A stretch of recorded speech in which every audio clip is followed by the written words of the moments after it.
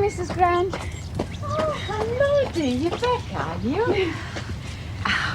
Listen, I'm really sorry about what happened. It was all my fault. I should have told you that I was popping out for a minute. No, you weren't to blame. It was my stupid fault for running away like that. Oh, I would have done the same. He can be a cranky old bugger.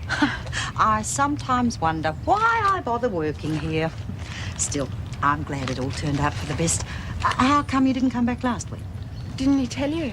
Him wouldn't pass time of day with the Queen, never said a word. I think he should have had the decency to take you back straight away. Oh, he would have. It's just I wasn't feeling too well. Got that wog that's going round, eh? Oh, nasty, that is. My Vince came down with it 2 weeks ago. Off work for 3 days, he was.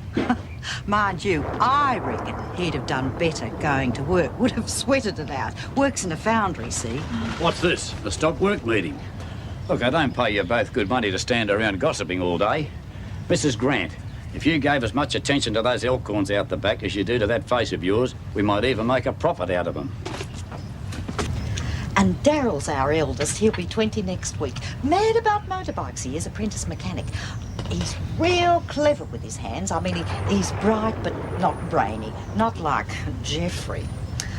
Funny, them two used to be real good mates till Jeffrey went to uni. Who's that? Why, don't you know him? Jeffrey Butterfield, Sid's son. I thought you were a friend of the family. Oh, no, Dad was in the army with Mr. Butterfield. I didn't ever get to meet any of his family. I didn't even know he had one. Oh, yes, but he spoiled Jeffrey rotten. Always was a right little pansy, if you ask me. Still, like I said, him and Daryl used to get on real well.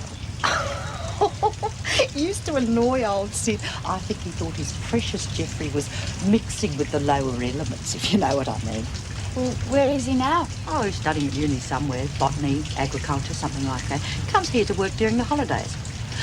Mind you, he never has much to do with my Daryl now, but not that Daryl would have time for him now he's got his bike.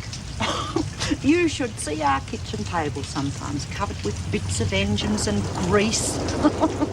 It's like bedlam at our place during the weekends, what with him revving his bike and Cheryl playing her records as loud as she can. Still, listen to me carrying on. I bet your dad moans about you too, doesn't he? Oh, he used to, but I don't live at home anymore. He says he can't get used to the quiet. We live in the country. What, on a farm? Mm-hmm. Oh, my Vince is always going on about moving to the country. Wants to get away from the smoke, he says. Can't blame him. That foundry's a filthy place to work. What made you come to Melbourne? Oh, there didn't seem to be much to do on the farm, and except work. I'd been there all my life. I just wanted to see a bit of the world, I guess. So you came to try your luck in the big city. Mm. Must be lonely for you. Whereabouts you living? Vermont. Ah, staying with relatives, are you? Friends. Well, you must come round one evening and meet the family. Daryl could introduce you to some people your own age. Well, I'd love to. Well, I'd better get back to work because I don't want to make a bad impression on my first day. Oh, don't worry. Plenty of time. You don't want to be too eager. Old Sid will only take advantage of you. Oh, no. I'd better get back.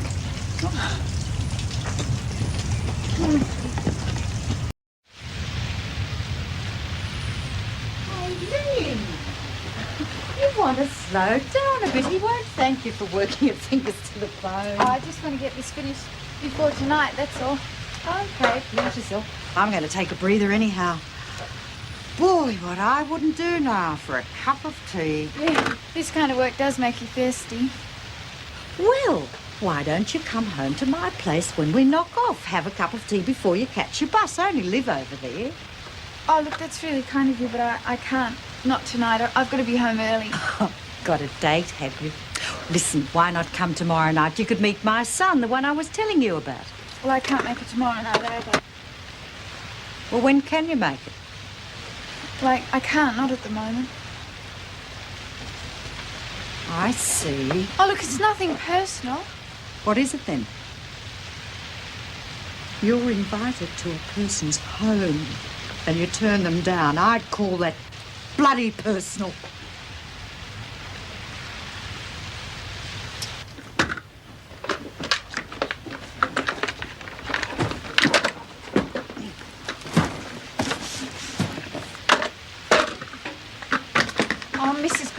talking to each other like this. It's stupid.